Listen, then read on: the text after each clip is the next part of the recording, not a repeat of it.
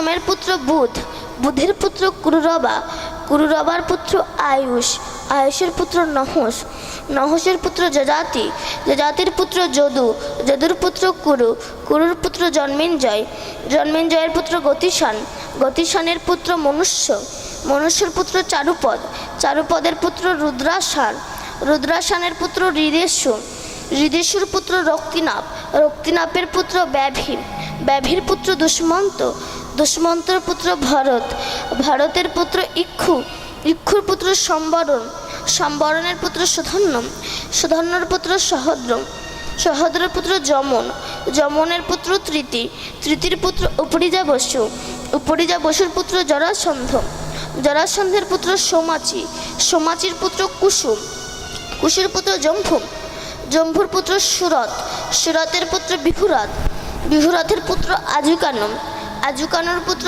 অগ্রধর, অগ্রধরের পুত্র দেবঋষি, দেবঋষির পুত্র ঋক, ঋকের পুত্র বিদিক, বিদিকের পুত্র পতিত, পতিতের পুত্র শান্তনু, শান্তনুর পুত্র বিচিত্র বীর্য, বিচিত্র বীর্যের পুত্র পাণ্ডু, পাণ্ডুর পুত্র ভীম, ভীমের পুত্র ঘটোৎকচ, আর ঘটোৎকচের পুত্র যে হাঁস ছিল বর্বরী। রাধে। বর্বরী বলল, ও দাদু, মানে ভীম আর অর্জুন এরা দাদু সম্পর্কে হচ্ছে না? ভীমের ছেলে যদি ঘটোৎকচ হয় আর ঘটোৎকচের ছেলে হচ্ছে বর্বরী, মানে বর্বরীর বাবা ঘটোৎকচ, তার বাবা হচ্ছে ভীম, তাহলে অর্জুন ভীম এরা দাদু সম্পর্কে হচ্ছে না? বর্বরী বলছে, দাদু তোমরা আমাকে দেখোনি, আমি তোমাদেরকে দেখেছি। তখন ভীম বলছে, আচ্ছা বর্বরী, তুই যদি আমার নাতি হবি তবে তোর মাথাটা আছে, দেহটা কোথায়? এমন সময় কৃষ্ণ এসে দাঁড়িয়েছে। কৃষ্ণ বলতো, এ যদি আমাদের নাতি হবে তবে এর মাথাটা আছে, দেহটা কোথায় গিয়েছে? কৃষ্ণ বলে, এর দেহ আগে ছিল, এখন পতিত হয়ে গিয়েছে। কবে, কোন দিন? তখন কৃষ্ণ সমস্ত কিছু বলছে। তোমরা যেদিন আনন্দ করতে করতে কুরুক্ষেত্রের মাঠ দিয়ে আসছিলে না, সেদিন তোমার এই নাতি আমার রথের সামনে একেবারে রাস্তা অবরোধ করে দাঁড়িয়েছিল।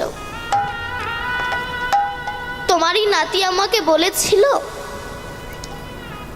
কৃষ্ণ একবারে যদি আমি কুরুক্ষেত্রের মাঠে নামি, রাধে। পারবে না, পারবে না তুমি পঞ্চ পাণ্ডবকে জয়ী করে হস্তিনাপুরে ফিরিয়ে নিয়ে যেতে। কৃষ্ণ বলো, তুই কত বড় বীর, প্রমাণ দে। প্রমাণ চাও কৃষ্ণ?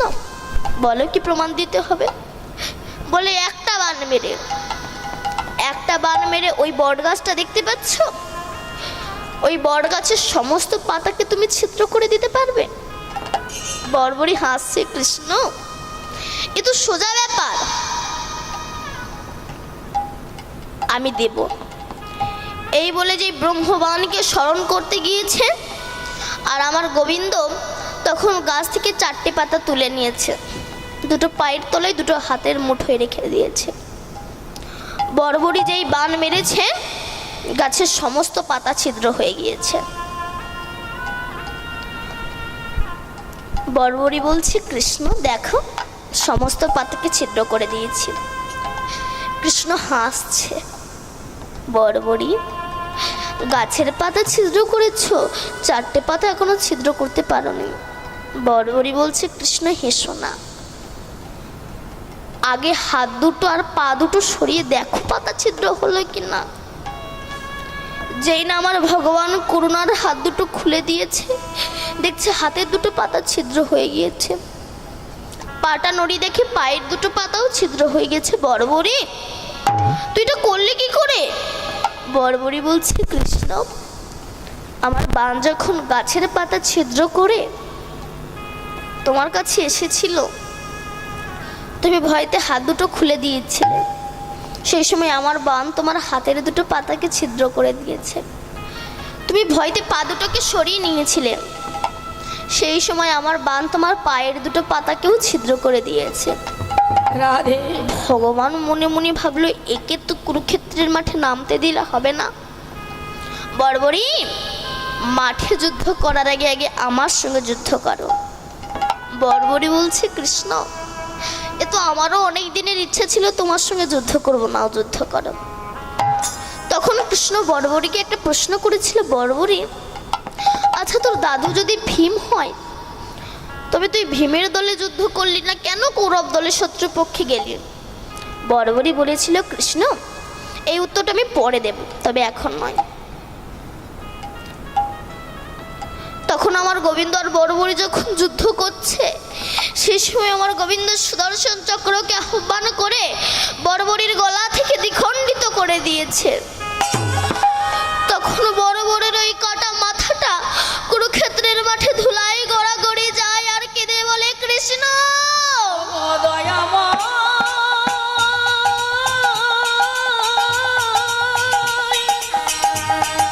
ওগো কৃষ্ণ, ওগো দয়াময় কৃষ্ণ,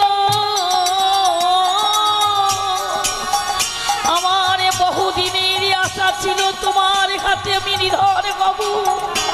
ওগো দয়াময়, ওগো করুণাময় গো, ওগো কৃপাময় করুণাময়, একেবারে কৃপা করো। আমার গোবিন্দ মাথাটাকে তুলে নিয়েছে, বর্বরী তুই কৃষ্ণ ভক্ত আমায় আগে কেন বললি না বর্বরী? তাহলে আমি তোকে মারতাম না। তখন বর্বরী বলেছিল, কৃষ্ণ তুমি আমায় প্রশ্ন করেছিলে না আমার দাদু যদি ভীম হয় আমি তাদের পক্ষে কেন যুদ্ধ করলাম না, কেন শত্রুপক্ষে গেলাম? বর্বরী বলছে, জানো কৃষ্ণ আমার মা আমাকে প্রতিদিন বলতো, বর্বরী যদি কোনোদিনও তোকে যুদ্ধ করতে হয় তবে তোর দাদুরা যে পক্ষে থাকবে সে পক্ষে তুই যুদ্ধ করবি না। জানো কৃষ্ণ আমি আমার মাকে বলেছিলাম, মা আমার দাদু যদি ভীম হয় তাহলে আমি তাদের পক্ষ হয়ে যুদ্ধ করবো, কেন শত্রুপক্ষে যাব? আমার মা আমাকে বলেছিল, বর্বরী যুদ্ধ যদি কোনোদিনও তোকে করতেই হয় আর মৃত্যু যদি তোকে বরণ করতেই হয় যুদ্ধ করতে গিয়ে, আর মরণ যদি হয় হবে তোর দাদুদের হাতে।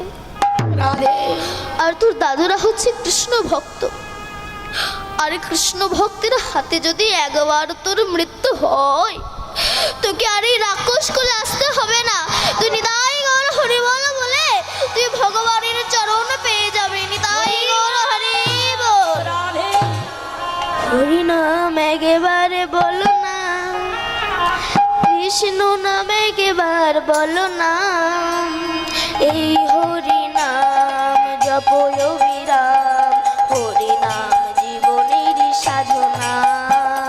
হরি নামে একবারে বলো না, কৃষ্ণ নামে একবারে বলো না, এই হরি নাম জপদ বিরাম, হরি নামে জীবনের সাধনা।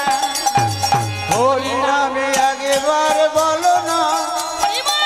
কৃষ্ণ নামে একেবারে বলো না, এই হরি নাম জপয় বিরাম, হরি নাম জীবনের সাধনা।